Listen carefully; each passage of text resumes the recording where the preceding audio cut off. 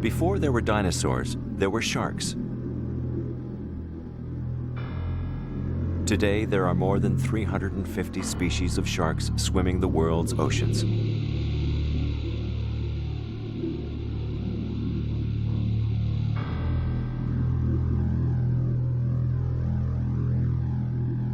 Sharks have been called the perfect natural machine, using a sophisticated system of senses to acquire prey at long distances.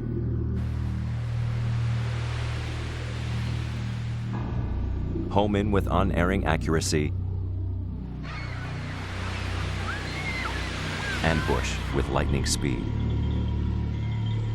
and kill and eat with brutal efficiency.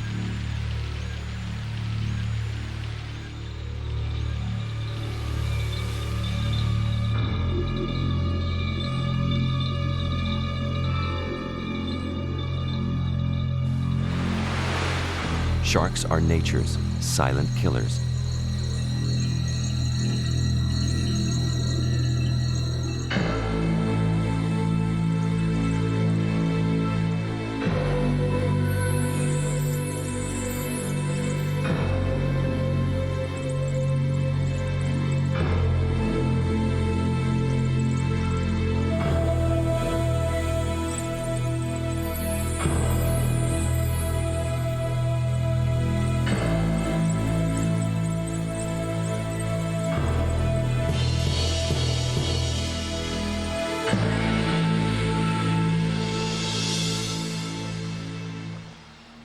We love our monsters, things that go bump in the night.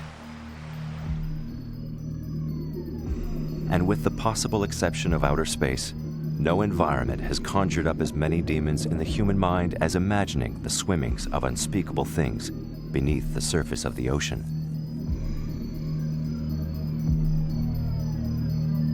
From Jules Verne to Jaws, the shark has been the embodiment of these monsters.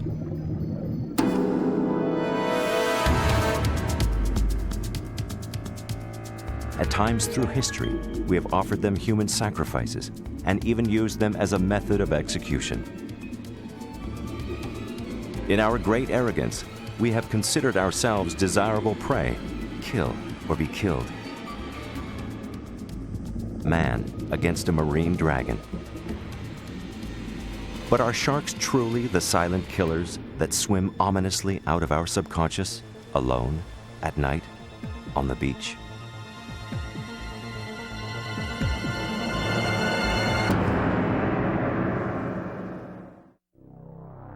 From the Arctic to our southernmost waters, there are sharks.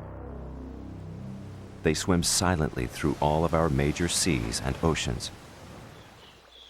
And a few species are even found in freshwater lakes and rivers.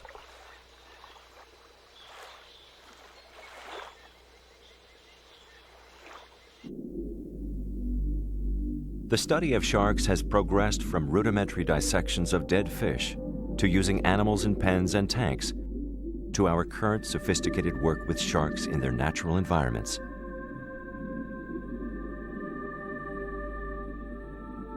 Lately, it seems that wherever sharks are swimming, our researchers are close by.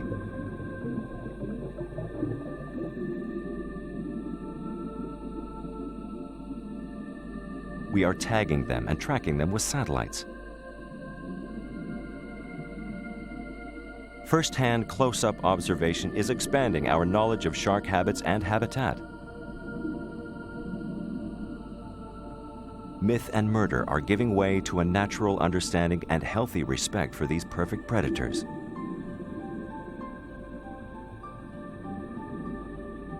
Welcome to our window into the world of the silent killers.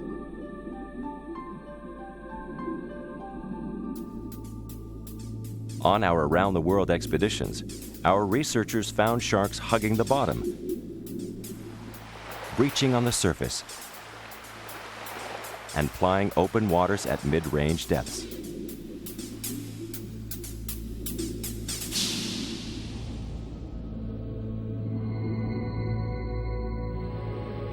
We concentrated our efforts to research and document the world of sharks in tropical environments, where they are greatest both in numbers and variety.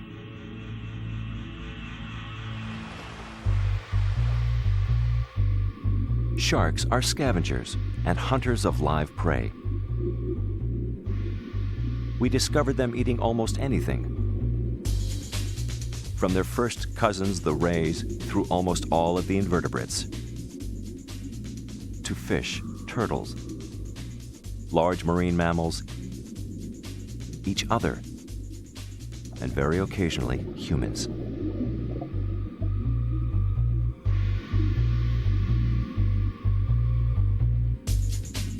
The world population of sharks can be divided roughly into two biological groups, although the line is sometimes blurred. The sharks of our nightmares are the free-swimming, torpedo-shaped pelagic sharks, ranging along coastlines or roaming through open water.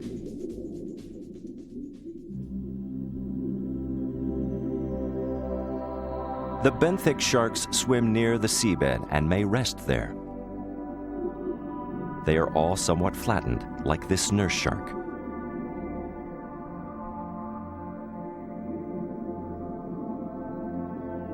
By creating a bellows effect using their mouths and throat muscles, water is forced over the gills, allowing these fish to breathe without moving.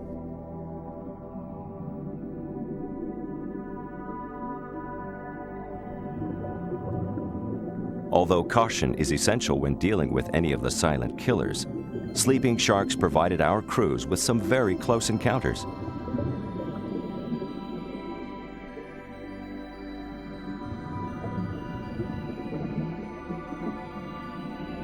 Benthic species such as the nurse and this leopard shark are not alone in their ability to remain motionless.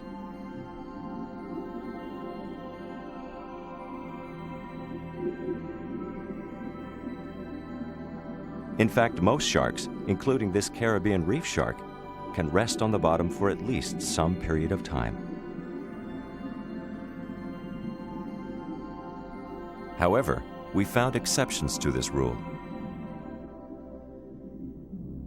One of the most extreme examples is the great white shark.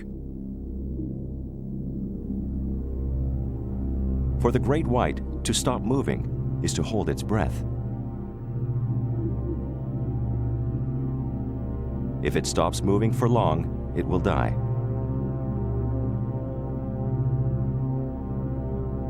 Forward motion forces oxygen-rich water through the slightly open mouth over the gill filaments and out through the gill vents.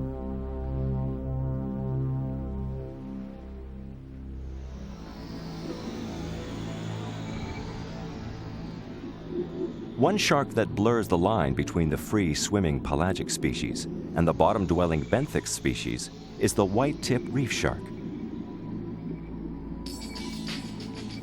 Our film crew encountered it around the famous Galapagos Islands off the coast of South America.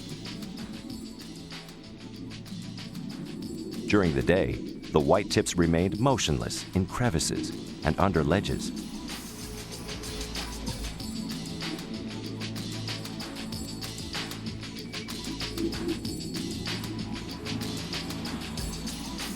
At dusk, we found ourselves swimming with very different fish.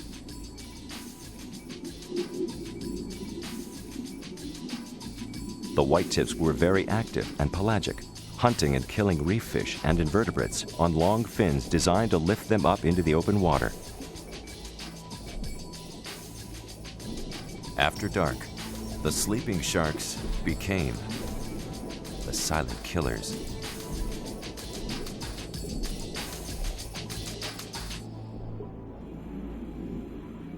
Rays are unique cousins of sharks.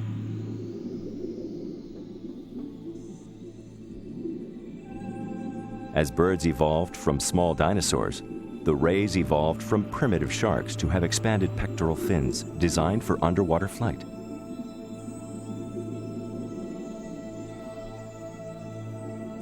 Rays are primarily bottom dwellers, often burying themselves in the sand or mud for protection. Some of the more advanced species, like mantas and this eagle ray, are powerful bird-like swimmers.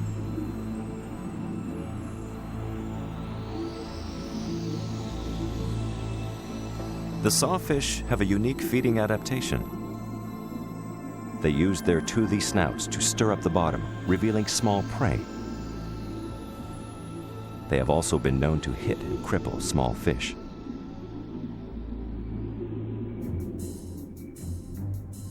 Sharks are a marvel of natural engineering. They differ dramatically from the designs of other fishes.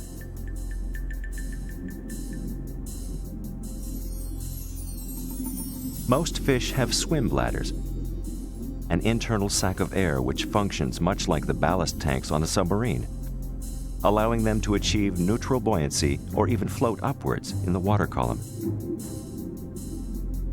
Not sharks. Without its liver, a shark would sink like a stone. Sharks have huge, oily livers, often more than 20% of their body weight. Oil floats. This huge organ helps the shark maintain its natural state of slightly negative buoyancy. Sharks sink, but they sink very slowly.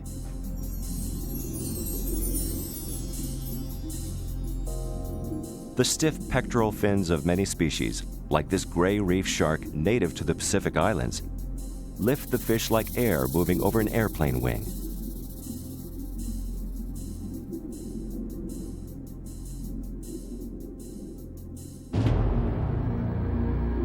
The blue shark slowly roams the surface of the open ocean with its long pectoral fins outspread to provide maximum lift and low-speed stability.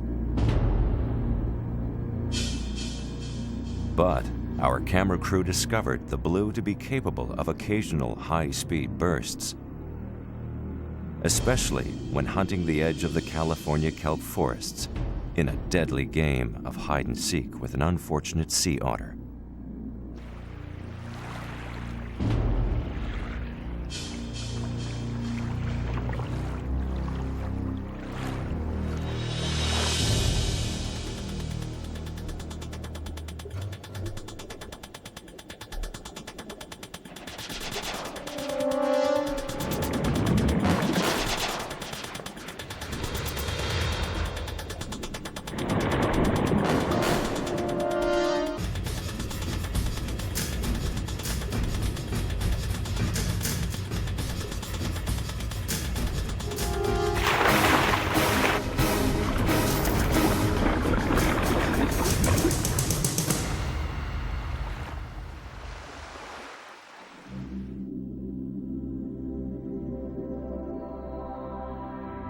Deeper in the water column of the same kelp forest, we observed this tiny horned shark with pectoral fins flattened to the point where they begin to imitate the flapping action of its cousin, the ray. Each of its two dorsal fins features a protective spine serving a similar function to the stingers of some rays.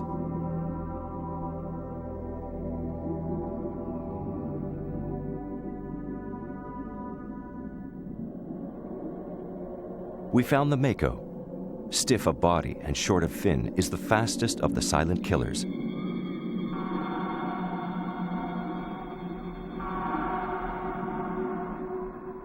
But no design is perfect. Our research shows that lift and maneuverability are sacrificed.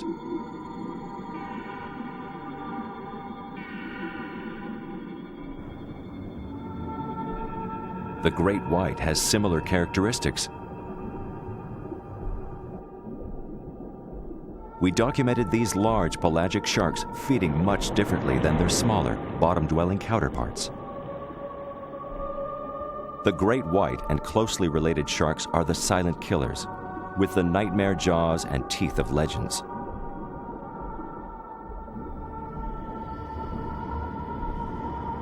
Yet this impressive weaponry is awkwardly positioned behind and below a large snout.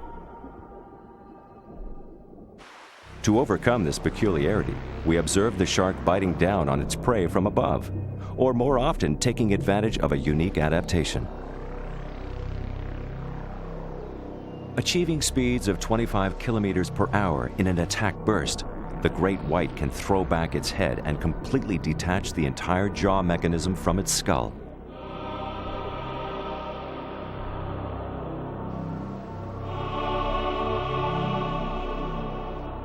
This projects the gaping maw with its replaceable rows of teeth directly into its intended prey.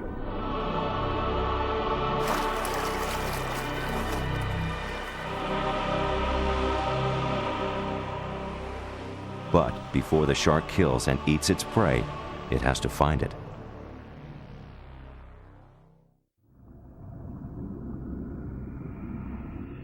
The belief that sharks are stupid animals, acting purely out of reflex and instinct, is a myth. For a fish, a shark is close to genius. Sharks learn. They adapt to changes in available prey, and their hunting techniques improve with experience.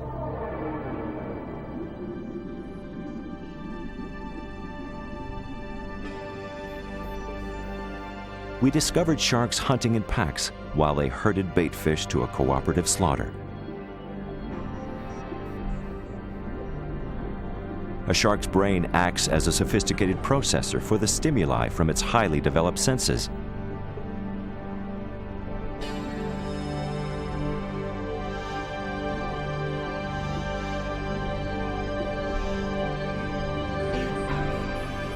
Like a modern jet fighter, a shark uses a combination of sophisticated systems to acquire, home in on, and eventually kill its target.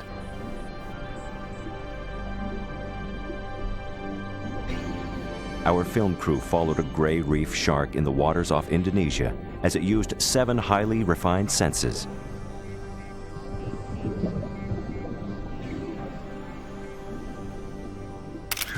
Sharks have a well-developed sense of smell. Odor is one of the most important stimuli for enabling sharks to find prey, like this hawksbill turtle. Capable of detecting odors such as blood or fish oil in minute concentrations, a shark can smell its target from hundreds of meters away.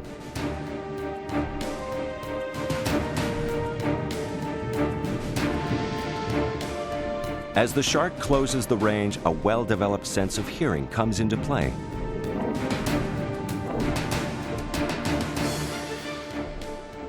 Sharks have ears. However, the only external opening is a tiny duct. Shark ears are sensitive and sound travels farther in the dense medium of water.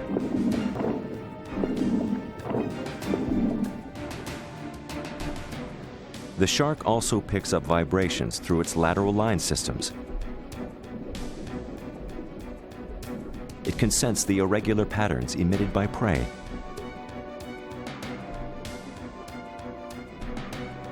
The lateral line system consists of liquid canals filled with fluid surrounding tiny hairs.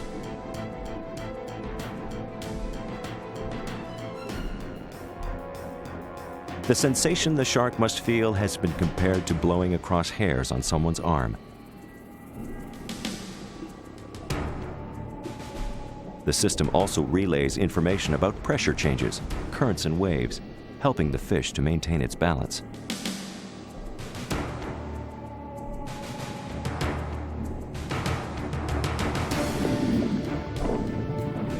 As the distance closes to within 30 meters, the shark acquires its target visually.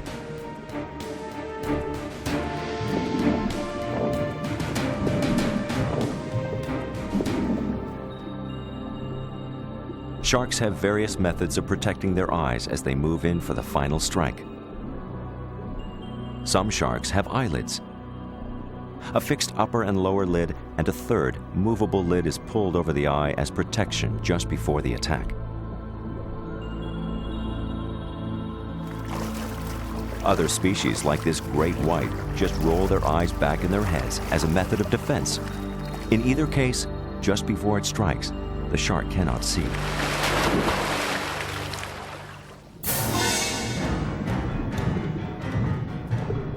Within centimeters of final contact with its target, the shark detects irregularities in the electrical impulses given off by all living things through the ampullae of Lorenzini.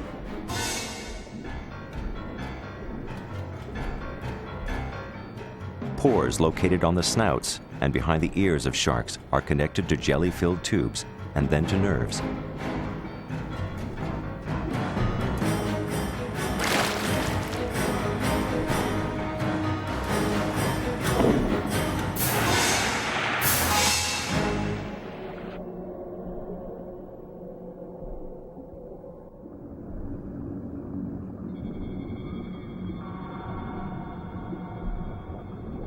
These ampullary organs of sharks help to explain why our crews reported sharks attacking protective cages, outboard motors, and virtually anything metal dangled in the water. Steel in salt water sets up a weak chemical electrolysis, kind of like a car battery. The shark misinterprets these impulses, or at least often finds them worth investigating, with its two remaining senses, direct touch and taste.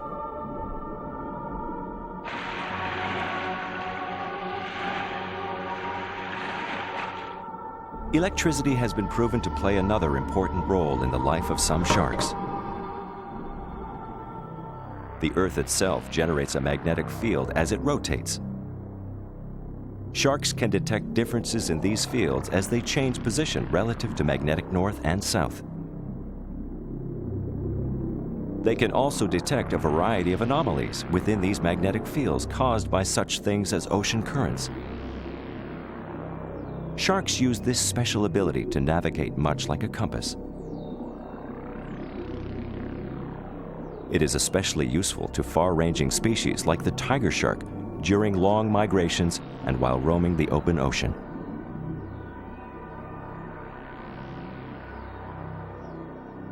Pelagic sharks with exceptional swimming ability, like the mako, the blues, the great white, and the tiger, migrate long distances to follow food, to reproduce, or in search of warmer water.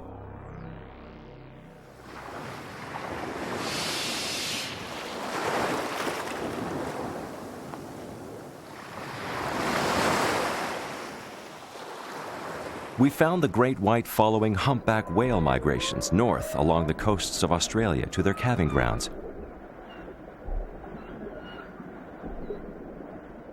where they feed on unhealthy newborns or those that stray too far from their mothers. Female humpbacks are dedicated parents, often viciously defending their young from shark attack.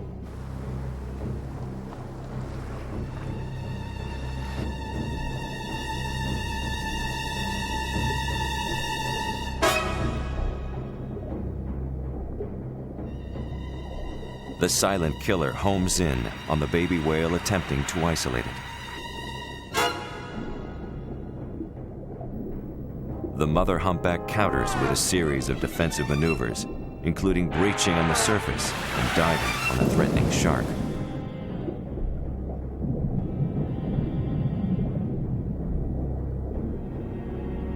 Eventually, the great white abandons the chase and leaves in search of an easier meal.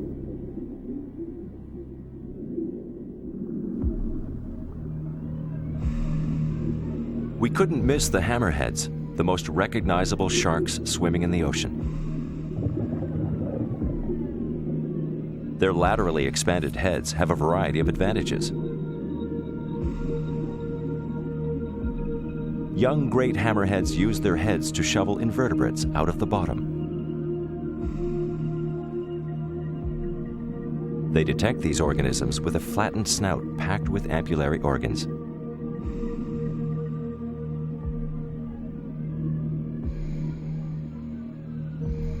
Adult great hammerheads are talented silent killers of rays. We encountered this adult stingray, most likely a victim of an unsuccessful hammerhead attack.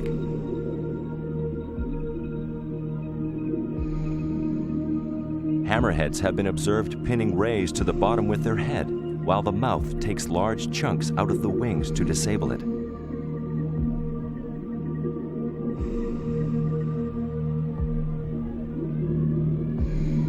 Eating an adult stingray is like putting a 4-inch dagger in your sandwich. Hammerheads have been dissected and found to have as many as 20 stingray spines in their snouts, mouths, and stomachs, apparently with no ill effects to the shark.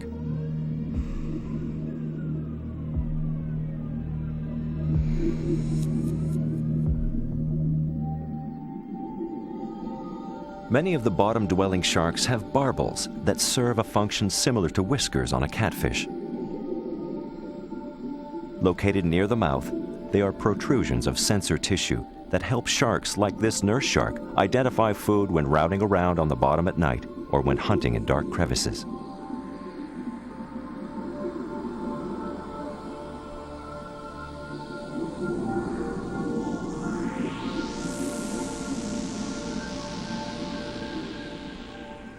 Very few sharks present a serious threat to humans.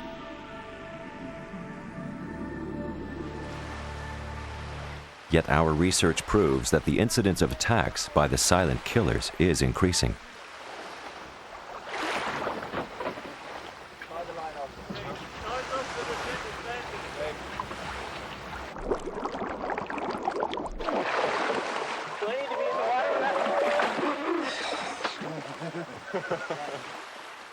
We had a number of close calls and a variety of other problems when gathering statistical data on shark attacks.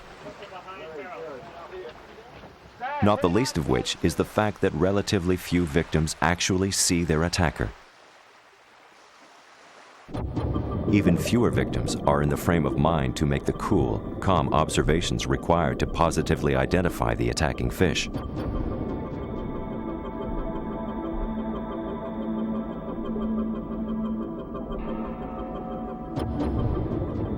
Our research shows that any good-sized shark can inflict damage to humans if provoked.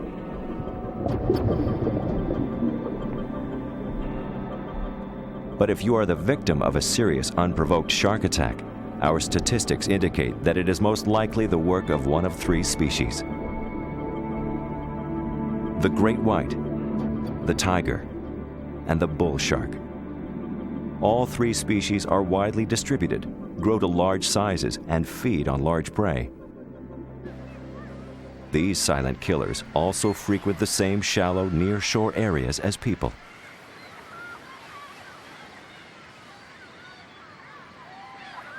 There are three basic types of shark attack. Our statistics indicate the most common to be the bite and run. These attacks involve the shark making an honest mistake, although this fact is probably of little consolation to the victim.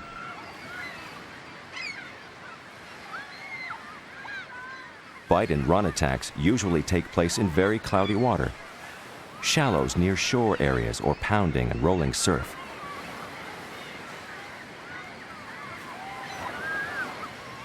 All of these environmental conditions confuse the shark's senses. In these situations, a feeding shark must make snap decisions and rely primarily on reflex actions.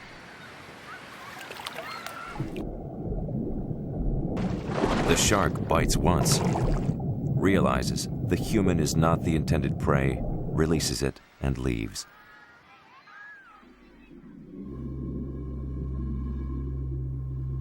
Another aspect of shark behavior may play a role in these attacks. We found that predatory sharks sometimes hit their intended prey only once, disabling it. They wait briefly for the shocked and bleeding animal to die before returning to eat it.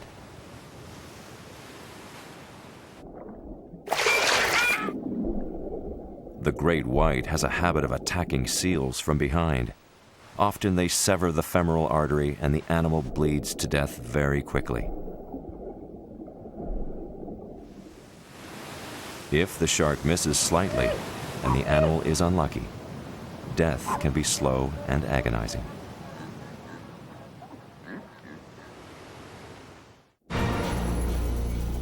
Bump and bite and ambush attacks are much less common, but they usually result in very serious injury or death. These are the attacks where the shark seems to make a conscious decision to kill and possibly eat you. First-hand accounts of bump and bite attacks report that it is quite obvious to the potential victim that they have attracted the attention of a big, well-armed fish before the actual attack. The shark acquires you and begins to circle ever tighter. Eventually, the shark makes contact, bumping you, often more than once.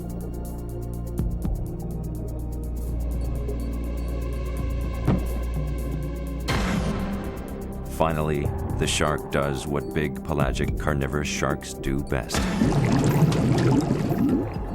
The opinions of our researchers differ on motivation for these attacks. It may be that a shark is uncertain as to whether or not you are a suitable food source. The number of aborted bump and bites lends credence to this theory. Perhaps a certain number of the silent killers inspect you, test your reflexes and defense strategies, and simply decide that you are worth eating. Another one of our theories concludes that bump and bites happen over real estate. These attacks result from the shark's defense of habitat and hunting territory. Big, aggressive sharks may occasionally see humans as unwanted intruders into their space. Circling and bumping may be warning displays.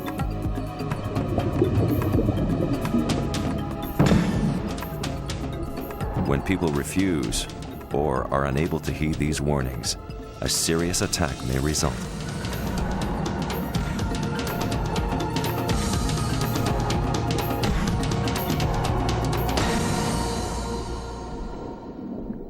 Ambush attacks are by far the most rare and most dangerous. The silent killers are ambush predators. If they see you and you don't see them, it can be like ringing the dinner bell. Few victims have survived to add first-hand information to our database on ambush shark attacks.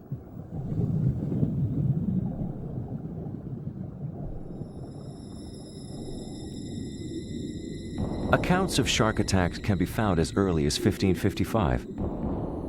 However, our research shows that there was an increased awareness of shark attacks as a result of the Second World War. Among the horrors of modern warfare were an unprecedented number of air and sea disasters.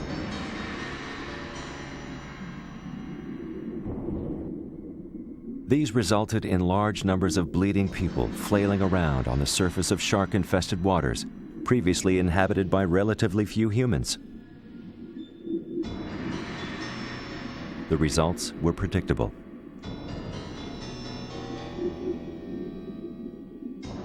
The war spawned the first real research into shark attacks and added a new foe to the already popular theme of man against nature. The war also influenced our relationship with sharks in more subtle ways. Scuba technology took a giant leap forward. The post-war economic boom resulted in more people and the new concept of leisure time. As more people spent more time in the water, shark attacks increased in direct proportion.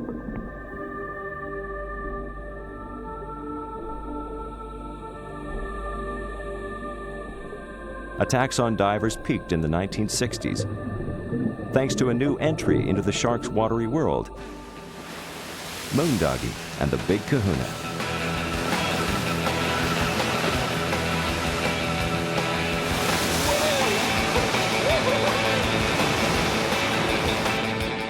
If you want to get eaten by a shark, move to the coast of California, South Africa, or Australia, and take up surfing near seal colonies. Killer sharks inhabit these areas.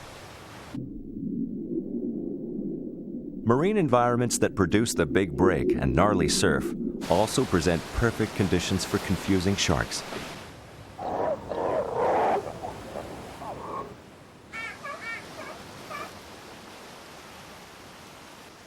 Add the fact that large marine mammals and humans on surfboards or swimming on the surface present remarkably similar silhouettes, and it's little wonder that surfers have become the preferred human targets of dangerous sharks.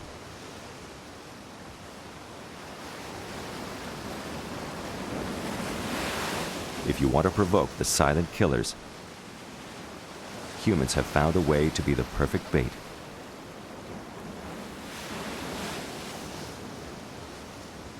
You are about to witness grisly proof captured on tape off the coast of South Africa. over in an instant. It was a classic bite and run attack. The cameraman didn't realize anything unusual had occurred until the mangled surfer came ashore.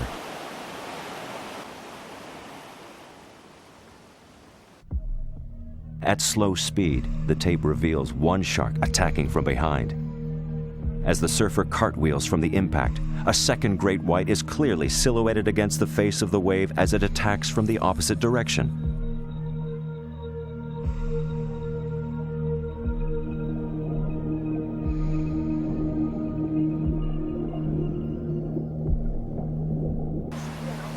The surfer was fortunate in only having suffered a broken wrist and a badly mutilated hand. This encounter is of great scientific value.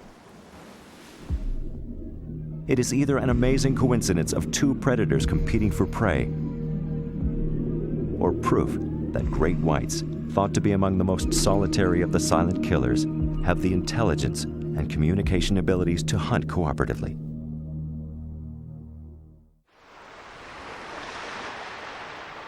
The incidence of shark attacks is on the increase. The numbers correspond to population growth. There are simply more people than ever before spending leisure time in the water.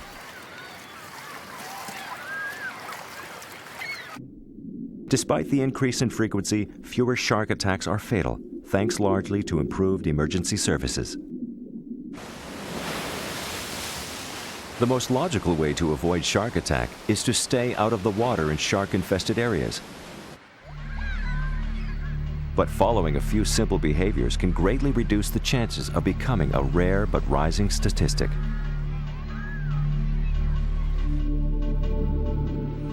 Stay in groups, since sharks are more likely to attack lone individuals. Stay relatively close to shore. Don't become isolated, far from potential assistance. Stay out of the water after dark or at twilight when sharks are most active and they have a competitive sensory advantage.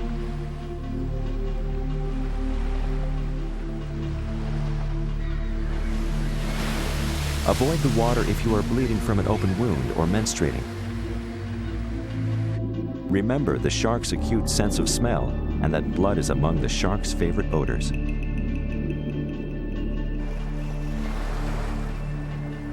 Be extra cautious in murky water or other situations which may confuse a shark's senses. Limit your splashing and horseplay on the surface. Pets can also attract sharks with their erratic movements.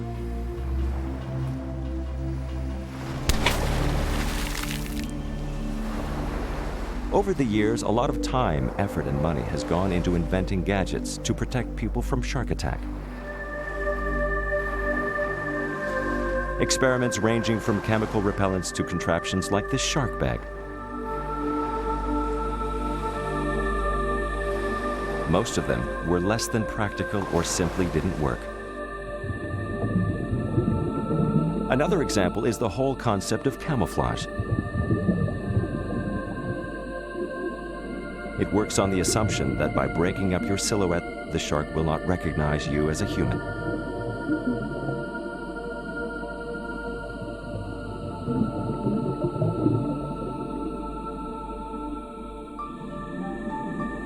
There is a device currently being tested that is showing promise as a method of protecting scuba divers and surfers from sharks. The pod, or protective oceanic device, is small enough to be worn comfortably by an individual. The theory is that the pod produces an electrical current, which has absolutely no effect on the diver, but which confuses the senses of the shark enough to abort the attack.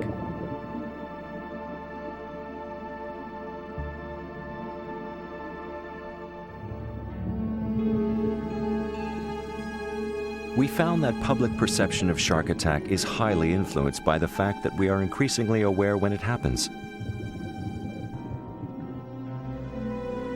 When Jaws burst out of the movie theaters in 1975 and into our popular consciousness, the silent killers, and especially shark attacks, became big news. To the popular media, sharks are sexy, especially when human suffering is involved. A survey shows that coverage of shark-human conflict is out of all proportion to the actual events. If someone falls off a ladder and dies halfway around the world, you probably won't hear about it. If someone from the same town is eaten by a shark, you can bet you will.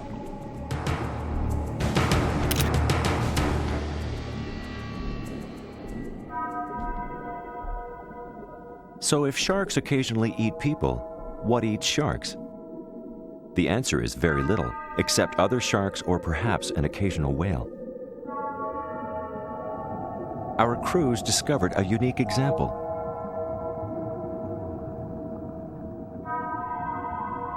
This mature great white was photographed from the relative safety of a protective cage in Shark Alley, an area near a South African seal colony which is famous for its concentrated population of the silent killers.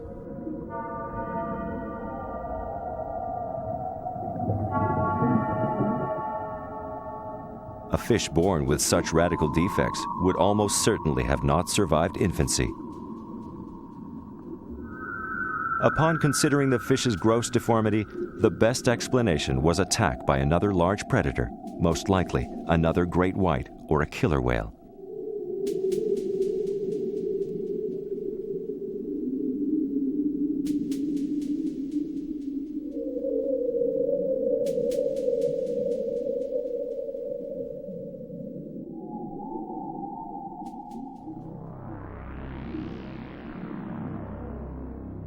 Sharks are opportunistic hunters, feeding on whatever's handy. In this case, a school of baitfish is the available target. This high-protein, easy-to-catch food source soon attracts fish-eating predators. A sea lion, a pelican,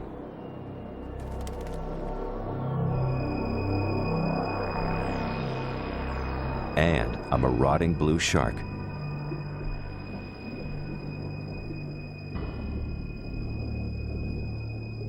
As we observed, a unique wildlife drama unfolded.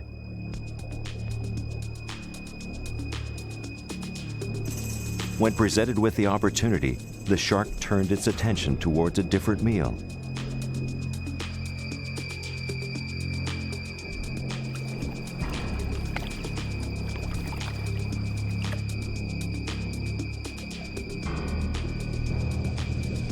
From baitfish to pelican, in the blink of an eye, and the snap of a deadly jaw.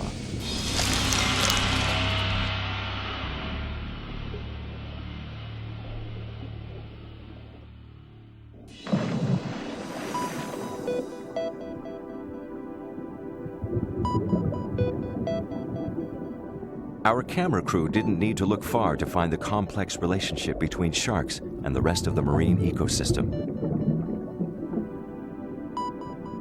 The closest relationship is with the remora.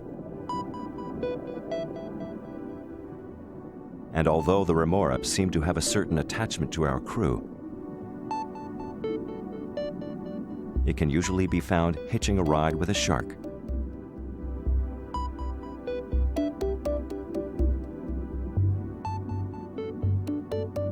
While a wide variety of fish have parasitic or symbiotic relationships with sharks, the connection with the remora is unique. There is a popular misconception that this little fish is a parasite that damages the shark. In reality, the remora's unique dorsal fin opens to create hydrostatic lift, simply raising it against the body of the shark.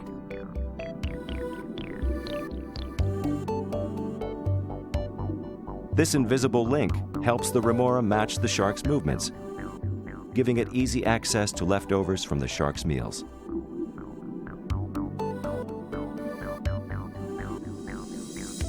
For a relationship to be truly symbiotic, it must be mutual.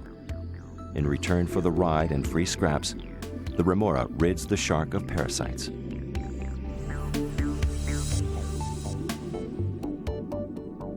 But the relationship doesn't always go smoothly.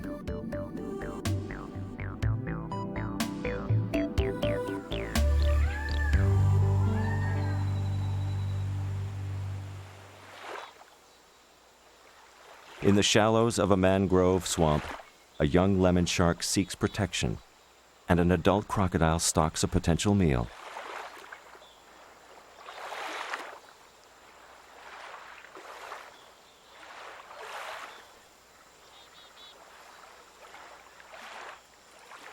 If the pup survives into adulthood, it will fill out the environmental niche of a predator at the top of the food chain. Long-lived and slow to reproduce.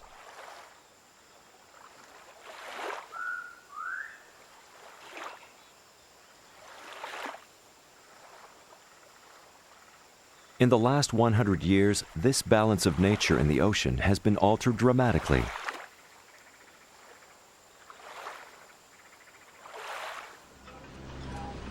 Man's role in the marine world changed from a bit player to a dominant predator.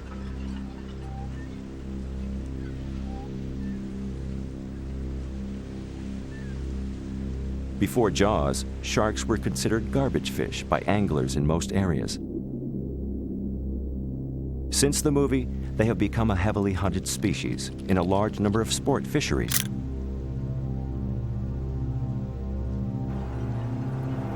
Many populations of sharks are crashing. Our research into records kept by fishing tournaments bears this out. It is getting harder to catch big sharks. American tournaments won by 600 or 700-pound sharks in the past are currently recording 200-pound sharks as winners.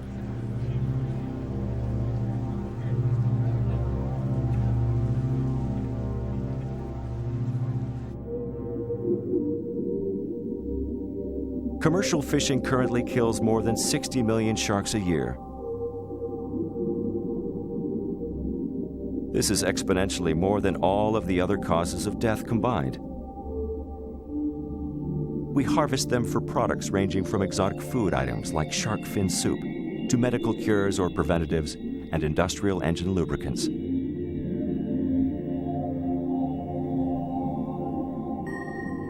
The most serious threat to sharks after direct predation by man is competition for the same food source. Humans currently take 100 million metric tons of fish from the oceans each year, most of which are potential prey food for the sharks.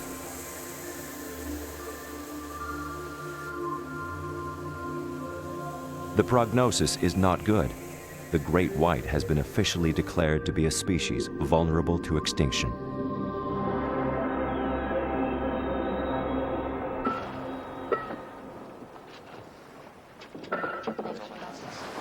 There is a new human entering the oceans, the eco-tourist.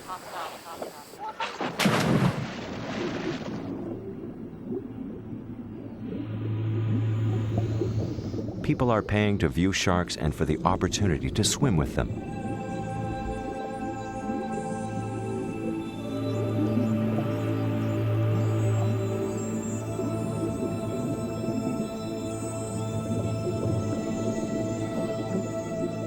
This activity is slowly increasing the value of live sharks.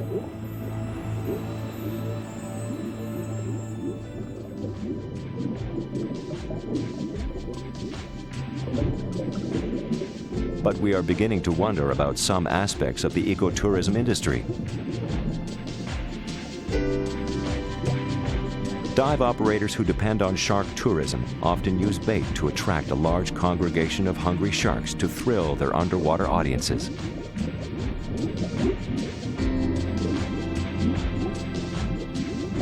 Sharks are notoriously unreliable and unpredictable. This situation can have a serious impact on both the sharks and humans.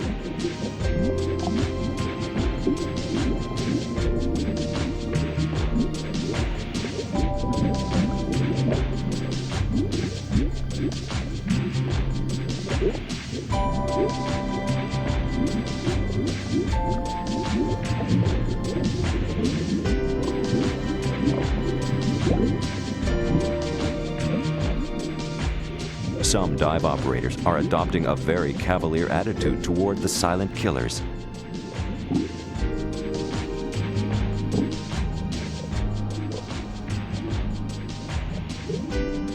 As our researchers discovered, there is a very real danger to humans involved in these questionable activities.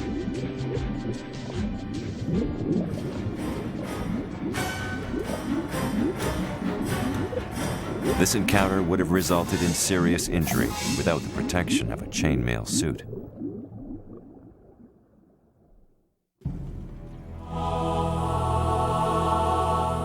There is a very bright side to our fascination with the silent killers.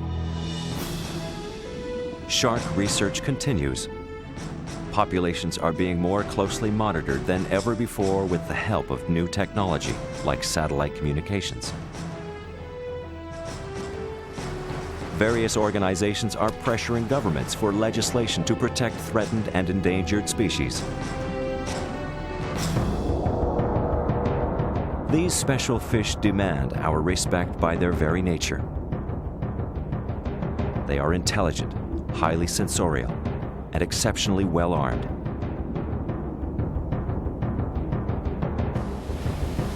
As human populations grow and more of us seek solace in ocean waters, we would do well to remember that we are entering the domain of the silent killers.